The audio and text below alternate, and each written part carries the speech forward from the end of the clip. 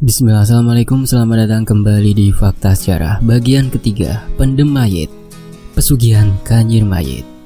Ini dia bagian ketiga. Tapi sebelum itu saya harus berdoa dulu. A'udzu bikalimatillah. Bismillahirrahmanirrahim. Allahumma shalli ala sayyidina Muhammad sallallahu alaihi wasallam. Ini dia bagian ketiga di Fakta Sejarah.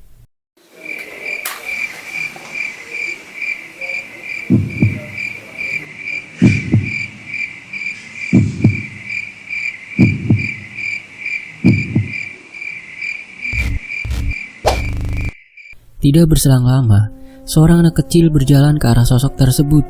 Ia kemudian memeluk sosok tersebut hingga wajahnya menjadi pucat. Dari mulutnya keluar cairan hitam.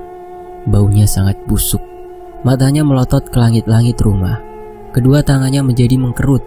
Anak kecil itu berteriak memanggil nama Agung. "Bapak, Bapak, Didi."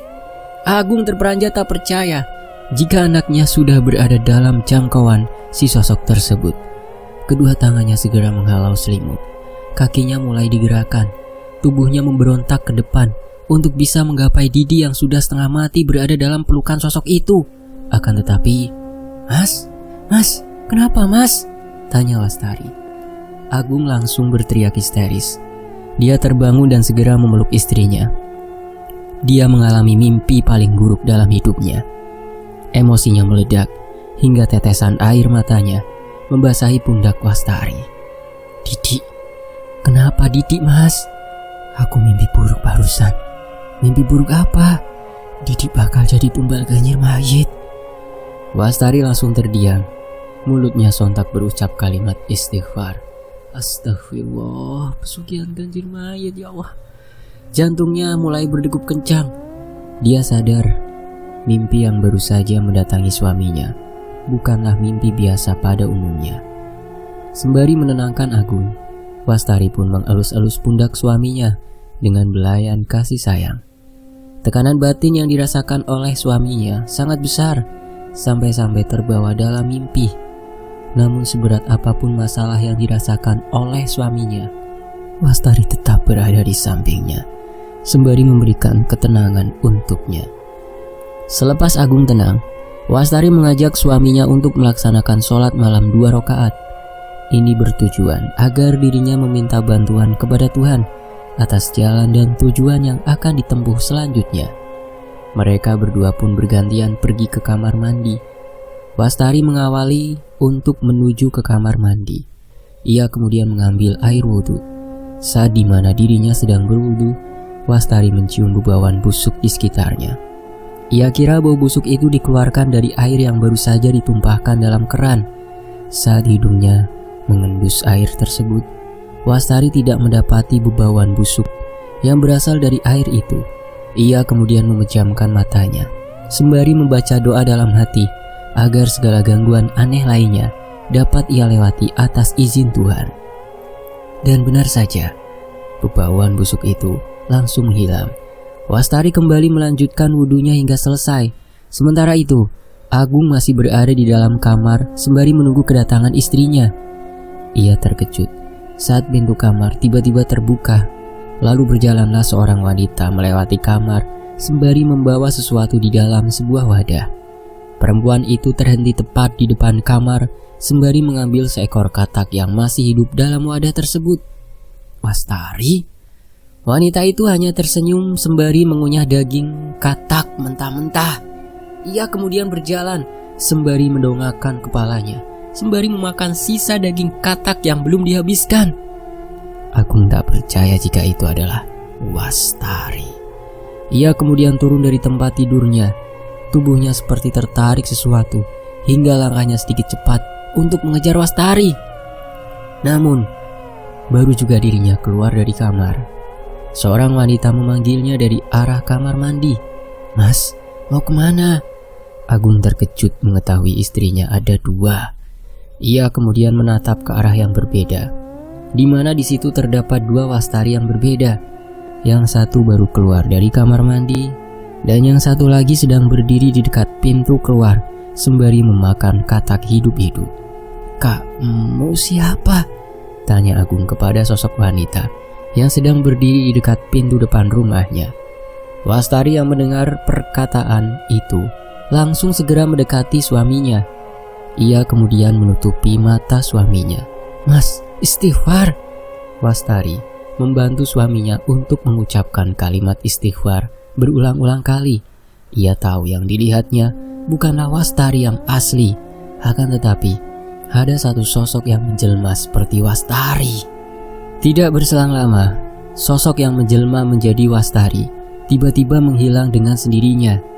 Tubuh Agung langsung ambruk. "Mas, kamu kenapa?" Wajah Agung langsung memucat. Keringat dingin bercucuran. Matanya mendongak ke arah atas langit-langit rumah. Untung saja saat itu Wak Salim belum tertidur. Ia hadir tepat waktu saat dimana tubuh Agung sudah tidak bisa bangkit lagi. Wak Salim dan Wastari pun memapah Agung hingga ke dalam kamar. Pagi harinya, Agung terbangun. Ia terkejut saat istrinya masih tertidur sembari memeluknya. Di dahinya juga terdapat kompresan. Agung hanya melihat wajah istrinya, Wastari, yang tampak kelelahan. "Semalam aku pingsan kah?"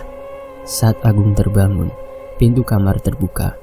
Wak Salim membawakan sarapan untuk Agung dan juga Wastari. "Wak Salim, semalam kamu terkena jemputan."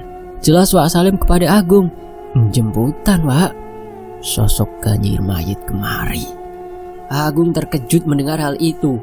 Yang ia ingat adalah tatkala dirinya melihat ada dua Wastari di hadapannya, di mana yang satu sedang memakan katak hidup-hidup dan yang satunya lagi baru saja keluar dari kamar mandi. Dia kira kalian berdua membawa anakmu, makanya sosok itu kemari untuk menjemput anakmu, jelas Wak Salim. Agung sadar jika Didik sudah ditandai oleh sosok tersebut. Karena itulah benar apa yang dikatakan oleh Wak Salim. Sosok itu ingin menjemput Didik pada malam itu juga. Payahnya Didik tidak berada bersama mereka. Jangan risau, Gung, dan juga jangan kagetan. Kamu akan mengetahui fakta yang menyakitkan itu adalah ketika pelakunya adalah orang kita sendiri. Jelas Wak Salim. Maksudnya, Wak? Nanti kamu bakal tahu sendiri.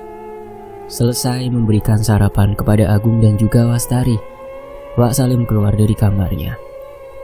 Dia berniat untuk berkeliling desa untuk mencari tahu apakah ada korban yang berjatuhan lagi.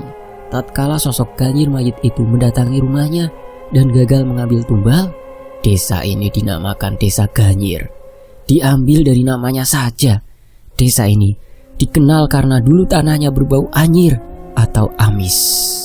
Sehingga kata Ganyir ini sendiri digunakan untuk mengartikan sebuah desa yang memiliki tanah amis atau anyir. Warga di desa ini rata-rata menjadi seorang petani. Banyak dari mereka yang memiliki tanah yang luas serta mendapatkan panen dengan hasil yang melimpah. Namun, semenjak saat dimana Wastari dinikahkan oleh Agung, desa ini mendapatkan sebuah fenomena yang tidak bisa dihindari. Entah memang ini ada hubungannya dengan Wastari dan juga Agung, atau memang ada sebab lain yang menjadi patokan utama dari munculnya banyak peristiwa aneh. Kematian demi kematian di desa ini begitu sangat misteri. Tangisan demi tangisan seperti tetesan hujan yang terus membasahi tanah di desa Ganyir ini. Benar apa yang dikatakan oleh Wak Salim. Jika ada sosok Ganyir mayit yang ingin menjemput tumbalnya dan tumbalnya tidak ditemukan, maka korban bisa jadi sosok itu mengambil tumbal lainnya. Agung akhirnya membangunkan Wastari dan menyuruhnya untuk sarapan. Wastari terbangun sembari menatap wajah suaminya yang sudah kembali bugar seperti semula. Mereka berdua pun sarapan terlebih dahulu. Selesai mereka sarapan, Agung dan Wastari akhirnya memutuskan untuk pulang. Ia kemudian membereskan semua barang-barangnya dan dimasukkan ke dalam mobil. Bersamaan dengan itu, Wak Salim sudah menunggunya di depan gerbang sembari menatap sawah para warga di desa Ganyir. "Wak, kita mau pamit pulang dulu," jelas Agung dengan nada yang rendah. "Apa ibumu pernah menanyakan tentangku?" Agung terkejut mendengar hal itu. Padahal selama dirinya berada di rumah tersebut, Agung tidak pernah sekalipun menyinggung Wak Salim dengan pandangan yang Ibu Nani berikan kepadanya. Hanya sedikit, Wak. Beritahu ibumu berhenti bermain-main lagi. Minta kepadanya untuk lepaskan anakmu. Maksudnya, Wak? Kamu akan tahu sendiri siapa pelakunya, Gung. Sosok Ganyir mayit ini telah membunuh kedua orang tua Wastari karena ketidaksetujuannya pernikahan di antara kalian berdua. Langit menunjukkan pesona redupnya. Di depan rumah, Wak Salim masih melakukan pembelaan terhadap dirinya yang sering menjadi pusat obrolan oleh Ibu Nani. Agung dan Wastari hanya menyimak serta mendengarkan perkataan yang dilontarkan dari dua sisi yang berbeda. Wak Salim mengatakan bahwa pelaku dari orang yang melakukan teror hingga merasuki tubuh Didi dengan sosok gaib adalah Ibu Nani. Sedangkan Ibu Nani mengatakan sebaliknya, justru orang yang sudah membuat Didi menderita adalah Wak Salim. Kini, Agung dan Wastari hanya bisa merasakan sensasi perbedaannya. Mereka berdua benar-benar merasakan dua sisi yang berbeda dan pandangan yang berseberangan terkait tanggapan dari Wak Salim dan juga Ibu Nani terkait pelaku yang telah membuat Didi menjadi anak yang tidak lagi normal. Dengarkan, Agung. Kematian dari kedua orang tua Wastari berlangsung ketika kalian berdua nikah. Itu tidak lama waktunya. Jelas, Wak Salim. Wastari hanya menunduk lesu. Tatkala nama kedua orang tuanya disebut, ia tidak memberanikan diri untuk menegakkan kepalanya. Seperti ada beban yang menumpuk pada bagian leher kepalanya hingga tidak memberanikan diri untuk mengangkat wajahnya serta menatap pandangan Agung. Ibumu itu memiliki ingon, Gung. Dia memiliki peliharaan. Kau memangnya tidak tahu? Tanya Wak Salim. Ibuku bukan seorang seperti itu, Wak. Dia bahkan orang yang merukyah Didi. Jelas Agung. Itu bukan jadi tolak ukur yang pasti jika orang tuamu tidak bersalah. Namun kebenarannya, apakah bisa tergambarkan? Belum tentu. Perkataan yang menusuk dari mulut Wak Salim sempat membuat hati dan pikiran Agung berpikir dua kali. Ia seperti menyelami ke dalam samudera fakta yang seringkali terjadi pada orang-orang saat ini. Sampul yang bagus bukan berarti memiliki isi yang mulus. Begitupun sebaliknya. Namun yang menjadi pertanyaan, apakah ada istilah sampul yang jelek sudah pasti memiliki isi yang kotor? Perdebatan keduanya kembali berlangsung. Wastari yang sudah tidak tahan dengan pembelaan dari masing-masing orang terdekatnya, ia pun lebih dulu memasuki mobil dan menutup kedua telinganya dengan menggunakan bantal. Sesaat di mana dirinya sedang dalam keadaan hening dan tidak lagi mendengar segala ocehan dari Wak Salim dan juga suaminya, tiba-tiba dia mendengar sesuatu dari belakang. Selamat ke anakmu, Ganyir karo Lowo bakal ngincer keluargamu. Wastari langsung membuka kedua matanya. Ia segera melihat luaran mobil. Di luaran terdapat seorang nenek tua yang sedang membelakangi tubuhnya. Lalu kedua tangannya ditampakkan sembari memegangi sesuatu berwarna merah yang tampak sedang bergerak-gerak. Jantung. Tidak berselang lama, nenek tua itu memakan jantung tersebut dengan lahapnya. Ternyata istilah katak yang dimakan oleh nenek tersebut adalah jantung dari manusia. Bisa dibilang, tiap katak yang dimakan oleh sosok yang menyerupainya adalah tiap korban yang nantinya akan dijadikan tumbal. Wastari berteriak kencang karena ketakutan. Agung dan Wak Salim segera menuju mobil dan menanyakan kepada Wastari terkait apa yang baru saja terjadi kepadanya. Kamu kenapa, Dek? Tanya Agung. Wastari masih terus berteriak. Ia bahkan tidak menginginkan jika Didi menjadi korban tumbal dari pesugihan yang entah sampai sekarang belum diketahui siapa pelakunya. Wak, Wastari kenapa?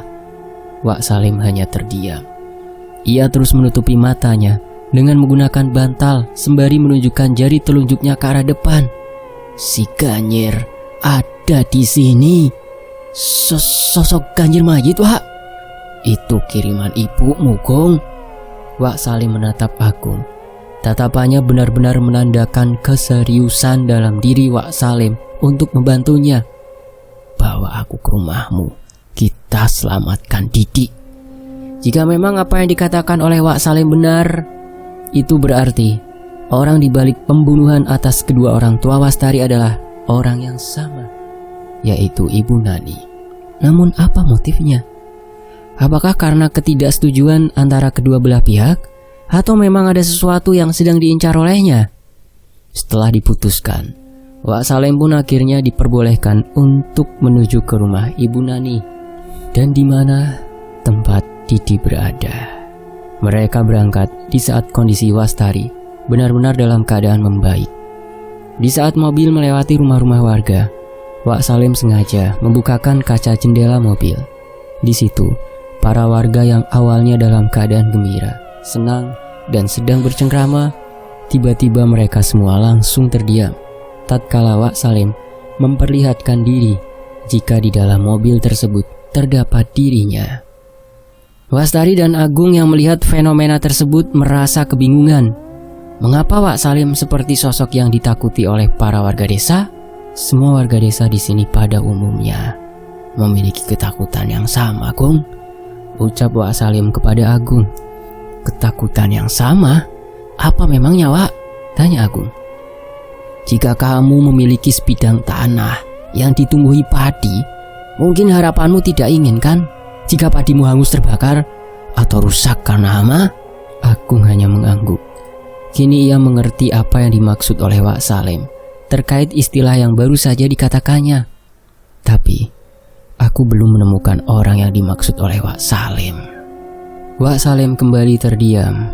Suasana menjadi hening.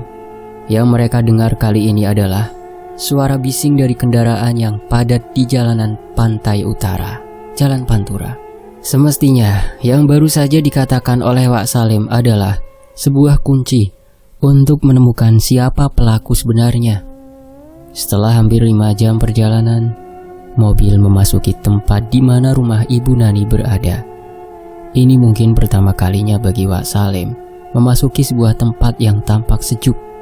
Akan tetapi, tatapan Wak Salim hanya tertuju kepada luaran. Ia seperti sedang mengingat sesuatu yang menjadi masa kelam baginya sendiri. Setibanya di sebuah rumah, mobil terhenti. Agung segera mematikan mesin mobil. Wastari tampak lebih baik dari sebelumnya. Mereka pun bersiap-siap untuk keluar mobil.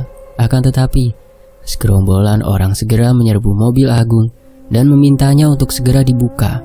Pak, buka. Ada apa ini? Tanya Agung sembari membuka kaca jendela mobil. Agung, Wastari, dan juga Wak Salim tampak kebingungan dengan kehadiran segerombolan orang yang tiba-tiba saja memintanya untuk segera keluar dari mobil. Mereka pun akhirnya turun dari mobil. Wastari merasakan firasat yang tidak enak dengan pandangan dari orang-orang sekitaran rumah Ibu Nani yang menampakkan wajah penuh dengan ketakutan. Apakah anak bapak yang bernama Didi? Benar, dia anak saya. Ada apa memangnya? Begini, Pak. Ayo kita ngobrolnya di rumah saya aja, jelas salah seorang warga. Apa maksudmu? Anak saya ada di rumah bersama dengan ibu saya. Apa yang terjadi kepada mereka berdua? Tanya Agung dengan nada yang penuh amarah. Orang itu menghela nafas panjang. Ia sama sekali tidak membayangkan apa yang nantinya akan dirasakan oleh Agung tatkala mendengar pemberitaan yang menyakitkan ini. Anakmu ditemukan tidak sadarkan diri di perkebunan milik ibumu.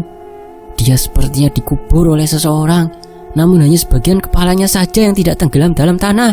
Hah? Didi dikubur? Oleh siapa? Wak Salim segera menepuk pundak Agung. Tampaknya akan lebih baik jika pembahasan ini dilakukan di sebuah ruangan khusus, agar nantinya bisa memberikan sebuah solusi yang baik bagi semuanya. Sementara itu, saat Agung dan Wastari menuju ke sebuah rumah, Wak Salim hanya tertuju kepada rumah dari Bu Nani. Ia merasa jika pelaku dari penguburan Didi yang ditemukan oleh para warga adalah Ibu Nani sendiri. Sampai kapan dendamu akan terbalaskan? Sementara itu di salah seorang rumah warga, Agung dan Wastari diberitahu terkait dengan kondisi Didi saat ini. Mereka tidak menyangka jika Didi ditemukan dalam keadaan pingsan di perkebunan milik orang tuanya. Bukan hanya itu saja, Seluruh tubuh Didi terkubur dan hanya menyisakan bagian kepalanya saja. Agung hanya bisa menangis tatkala mengetahui kondisi anaknya yang sudah lemah lunglai tak berdaya. Berbeda dengan Wastari, ia justru menanyakan sesuatu yang memang sangat penting untuk dibahas terkait kejadian yang baru saja menimpa anaknya sendiri. Tapi apakah bapak-bapak di sini tahu di mana Ibu Nani sekarang? Tanya Wastari. Pertanyaan dari Wastari membuat para warga saling menatap satu sama lain. Mereka tampak saling melempar pertanyaan tersebut ke satu sama lain karena tidak ingin terkena tulah dari apa yang nantinya keluar dari mulut mereka masing-masing. Kok kalian semua diam?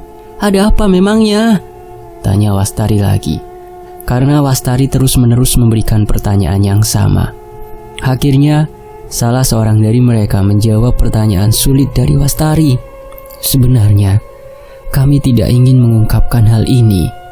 Namun saat kami menemukan Didi, kami juga sempat ke rumah Ibu Nani. Akan tetapi, kami menemukan sesuatu yang mengejutkan. Jelasnya, apa itu? Mayat anak kecil yang sudah menjadi kerangka. Dan posisinya persis seperti apa yang telah terjadi kepada Didi. Mayat tersebut dibiarkan terpendam di dalam tanah hingga keseluruhan tubuhnya berubah menjadi tulang. Di saat obrolan semakin memanas, tiba-tiba pintu dibuka oleh seseorang. Sembari menatap yang lainnya, orang tersebut hanya tersenyum kepada Wastari dan juga para warga yang lainnya. Wah, Salim, ada apa? Jadi kalian sudah tahu kan siapa pelakunya? Apa maksudnya, Wak? Tanya Wastari dengan nada yang tidak stabil. Mertuamu melakukan pendemait. Dia juga yang mengirim sosok Ganyir itu ke desa kita. Belum lagi, dia telah memfitnahku dengan penilaian yang salah. Agung yang kebetulan sedang berada di kamar tiba-tiba keluar. Ia kemudian mengusap kedua matanya yang telah berurai air mata. Mas, ucap Wastari. Jadi, apakah ibuku pelakunya, Wak? Tanya Agung kepada Wak Salim. Wak Salim hanya mengangguk. Ia kemudian meminta kepada Agung dan juga Wastari untuk tinggal di rumah warga tersebut. Pasalnya, setelah Wak Salim mengecek seluruh bagian rumah Ibu Nani, ia tidak mendapati Ibu Nani berada di rumah tersebut, melainkan yang ia temukan adalah kerangka-kerangka manusia yang sudah dipendam di dalam satu liang lahat. Karena tidak ingin menimbulkan keributan, akhirnya Wak Salim meminta kepada para warga untuk mengubur kerangka-kerangka tersebut di tempat pemakaman umum. Setelah semuanya selesai, mereka pun kembali menempati rumah Ibu Nani untuk membongkar semua praktik ilmu hitam yang dilakukan oleh Bu Nani. Malam penuh teror. Malam harinya, Wak Salim menceritakan perihal praktek ilmu hitam yang dilakukan oleh Ibu Nani kepada Didi dan juga kepada kedua orang tua Wastari. Ibu Nani itu adalah orang yang tidak menyetujui pernikahan kalian berdua. Hal ini disebabkan dua orang tua dari Wastari adalah musuh dari bapakmu, Gung. Mengetahui hal tersebut, Agung dan Wastari langsung mengingat perihal apa yang pernah disampaikan oleh Ibu Nani dulu. Ibu Nani pernah mengatakan kepada Agung dan juga Wastari bahwa dirinya memiliki musuh yang berada di daerah Jawa Tengah. Mengetahui hal tersebut, Agung dan Wastari langsung mengingat perihal apa yang pernah disampaikan oleh Ibu Nani dulu. Ibu Nani pernah mengatakan kepada Agung dan juga Wastari bahwa dirinya memiliki musuh yang berada di daerah Jawa Tengah. Pikir Agung dan Wastari adalah musuh yang dimaksud oleh Ibu Nani adalah orang terdahulu yang mungkin memiliki masa lalu tertentu dalam kehidupannya. Ternyata, ikatan mereka menyambung terhadap masa kehidupan yang selanjutnya. Mereka juga tidak menyangka bahwa kedua orang tua Wastari adalah musuh dari orang tua Agung. Karena itulah saat pernikahan digelar, Wak Salim memilih untuk tidak ikut serta dalam acara sakral tersebut. Ia lebih memilih untuk berdiam diri di rumah dan menjaga rumah dibanding harus berurusan dengan kedua orang tua Agung yang disinyalir masih memiliki pegangan kuat terhadap ingon-ingon atau peliharaan. Si Ganyir adalah ingon atau peliharaan dari kedua orang tua Agung. Karena itulah mereka membunuh kedua orang tua Wastari untuk selanjutnya bisa menghancurkan keluarga kalian. Namun karena kalian ditakdirkan untuk berjodoh, apapun halangan dan rintangannya semua tidak berarti. Atas penjelasan detail dari Wak Salim, Agung pun semakin paham. Ia semakin paham kenapa dirinya dilarang untuk menikahi Wastari kala itu. Alasan utama dari apa yang diinginkan oleh kedua orang tuanya adalah karena bedanya adat mereka. Akan tetapi, kala itu Agung tidak berpikiran bahwa adat adalah salah satu hal yang menjadi pusat ketidaksetujuan pernikahan itu dilangsungkan. Ternyata, masa lalu antara kedua orang tua mereka saling mengikat, di mana kedua orang tua dari Agung tidak ingin menikahinya dengan Wastari karena kedua orang tua Wastari juga memiliki pegangan tertentu. Dan hal itu membuat bentrokan di antara keduanya. Memang tidak munafik jika kedua orang tua Wastari adalah dua orang yang terpandang di desa. Hal ini dikarenakan kedua orang tua Wastari dulunya adalah mantan seorang dukun desa yang telah membuat ketakutan banyak orang. Tidak heran, hal ini menjadi ancaman bagi keluarga dirimu, Kung. Jelas Wak Salim.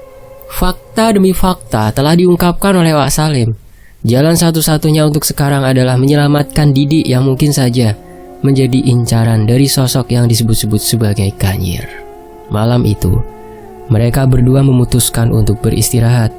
Didi berada di pelukan Wastari dan Agung. Wak Salim tidur di kamar sebelahnya, yang dulunya sebagai kamar khusus tamu yang datang ke rumah. Di tengah malam, suara bising mulai terdengar. Dimulai dari suara benda-benda yang berjatuhan ke atap rumah. Lalu ada suara cakaran dari luaran rumah, suara orang yang sedang mencangkul tanah, hingga suara familiar yang membuat mereka semua terbangun. Suara itu berbunyi tek tek tek tek. Suara itu merupakan pertanda akan munculnya sosok yang disebut-sebut sebagai Ganyir. Saat mereka terbangun, lampu rumah tiba-tiba padam. Agung dan Wastari langsung terbangun. Mereka sempat kebingungan terkait keadaan lampu yang tiba-tiba padam. Namun di luar itu, mereka menjadi panik tatkala Didi sudah menghilang dari pelukannya. Mas, Didi kemana? Aku nggak tahu, Dek. Tadi kan kita peluk bareng-bareng. Mereka berdua semakin panik. Wastari segera keluar dari kamar. Agung menyusul Wastari yang menerobos kegelapan rumah seorang diri. Didi, kamu di mana, Nak? Saat Wastari melewati kamar Wak Salim, ia mendengar suara aneh dari dalam kamar Wak Salim. Suaranya seperti suara orang tua yang sudah serak. Wak Salim. Agung segera menghampiri Wastari yang berdiri tepat di hadapan kamar Wak Salim. Ia juga mendengar suara yang sama seperti apa yang didengar oleh Wastari. Itu suara apa? Tanya Agung. Pintu kamar tiba-tiba terbuka. Wastari dan Agung melihat seorang anak kecil sedang mengangkat tubuh pria tua dengan satu tangan, hingga membuat kedua mata pria tua itu memutih seluruhnya. Didi, lepasin, itu Wak Salim. Didi pun menengok ke arah Wastari dan juga Agung. Ia kemudian tersenyum, namun kedua bola matanya memutih. Bisa disimpulkan, Didi sedang dirasuki oleh sosok yang disebut Ganyir. Tiba saat dimana Agung memaksa untuk memasuki kamar. Tiba-tiba, Didi melepaskan cekikannya. Tubuh Wak Salim terjatuh ke lantai. Tubuhnya langsung melemas. Kedua tangannya hanya memegangi leher yang sudah digenggam kuat selama beberapa menit terakhir. Sementara Didi, ia langsung jatuh pingsan. Lampu kembali menyala seperti semula. Sosok yang merasuki tubuh Didi keluar dengan sendirinya. Malam itu, Wastari dan Agung segera merawat Didi dan juga Wak Salim. Mereka berdua benar-benar kecolongan tatkala sosok Ganyir itu merasuki kembali tubuh Didi dan hampir membunuh Wak Salim.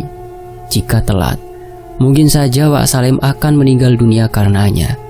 Tubuh Wak Salim yang sudah tua renta mana mungkin bisa menahan cekikan hingga selama itu. Namun yang menjadi hal yang tidak terduga adalah tatkala Didi mengangkat tubuh Wak Salim dengan satu tangan, lalu tersenyum ke arah Wastari dan juga Agung.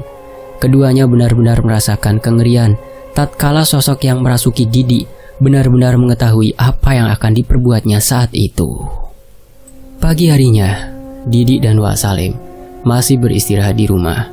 Kini Agung mencari salah seorang kiai atau semacamnya untuk bisa menuntaskan masalah ini. Ia tidak mau jika keluarganya terus-menerus mendapatkan teror yang sama, bahkan lebih membahayakan.